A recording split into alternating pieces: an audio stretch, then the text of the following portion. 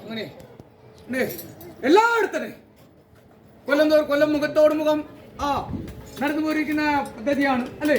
അങ്ങനെ ഇക്കൊല്ലം അതേപോലെ തന്നെ നടക്കേണ്ട ഒരു ഭാഗ്യം ഉദിച്ചു വന്നു. അതേപോലെ തന്നെ എന്റേതായിരിക്കുന്ന വാർഷികോത്സവം അല്ലേ നടന്നു വന്നു.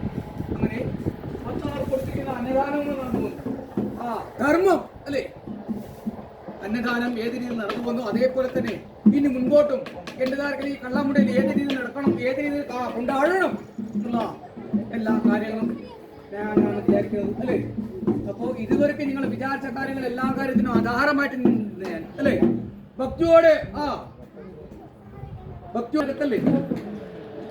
അപ്പോ കട്ടപ്പുള്ളി തറവാടിനകത്ത് ഒരു തറവാടുമുണ്ട്.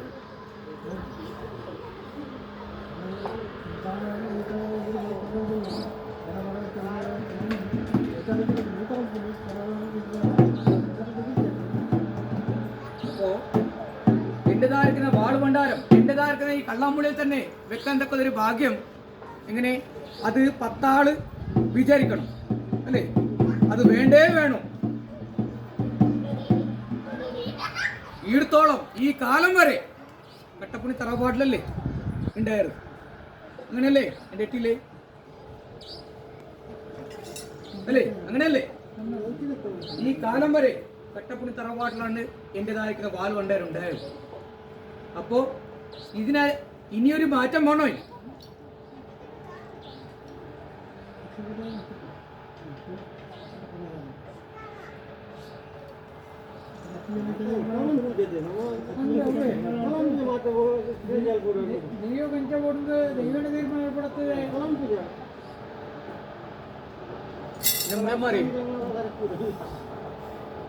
എന്റേതായിട്ട് വാളുഭണ്ഡാരം പണ്ടത്തെ കാലത്ത് എങ്ങനെ ഉണ്ട് അതേപോലെ നിങ്ങൾ നടന്നു. ആടുന്ന് വന്ന് എന്റേതായിട്ട് കള്ളമുണ്ടിയിൽ നിങ്ങൾ വെച്ചോളൂ.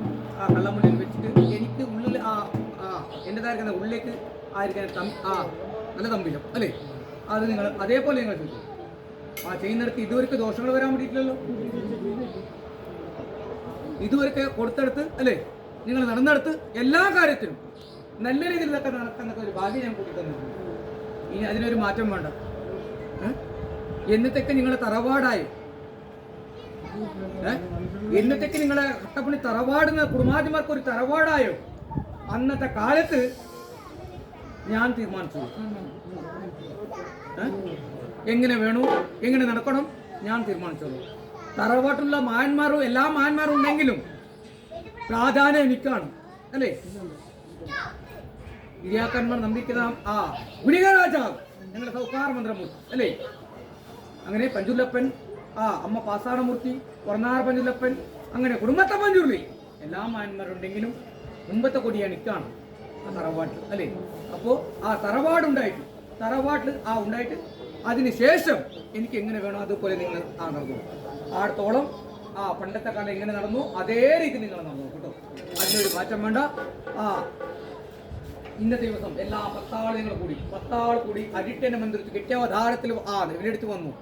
ഇനി അടുത്ത കൊല്ലം വരുന്നവരെ അല്ലേ അടുത്ത കൊല്ലം ഇതേ ദിവസം ഇതേ മാസം വരുന്നവരെ എന്റേതായിരിക്കുന്ന കുടുംബാധിമാർക്ക് വരുന്നിരിക്കുന്ന ദോഷങ്ങളെല്ലാം ദൂരീകരിച്ചെന്ന് ഇനി മുൻപോട്ട് എല്ലാ കുടുംബാധിമാർക്ക് കുടുംബാധിമാർക്കാട്ട് പെണ്ണ് പൈതങ്ങൾക്കാട്ട് ശിശു കുഞ്ഞുങ്ങൾക്കാട്ട് ആർക്കും ഒരു കുറവ് വരുത്താതെ ദോഷങ്ങൾ വരുത്താതെ ഈ ഗ്രാമത്തിലെ എല്ലാവർക്കും നല്ല രീതിയിൽ നടക്കാത്ത ഒരു ഭാഗ്യം ഞാൻ കൂട്ടിത്തരാം കേട്ടോ.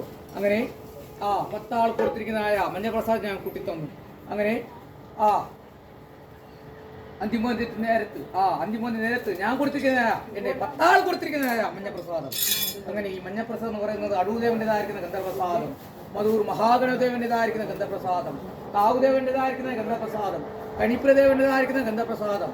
4 സ്ഥലത്ത് നിലവിന്ദൻ കഴിഞ്ഞിരിക്കുന്ന ശേഷം ഈ കണ്ണൂർ സ്വാമി പത്മനാഭസ്വാമിൻ്റെതായിരിക്കുന്ന ഗന്ധപ്രസാദം, വീരുണൻ, മഹാവിഷ്ണുമൂർത്തി, ദത്തേശ്വരി, അങ്ങനെ നാഗദേവൻ, അങ്ങനെ എന്റെ ചാണ്ടിയമ്മ, അങ്ങനെ വർണ്ണാര പഞ്ചുല്ലപ്പൻ ഇതായിരിക്കുന്ന മഞ്ഞപ്രസാദം ഞാൻ കൊടുത്തിരിക്കുന്ന മഞ്ഞപ്രസാദം.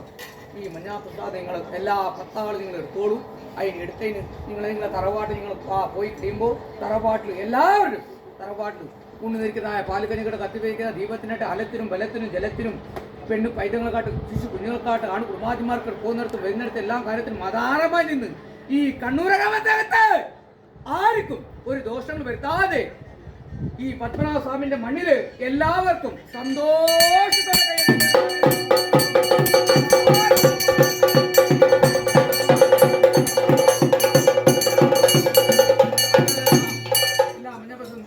ഇതൊന്നു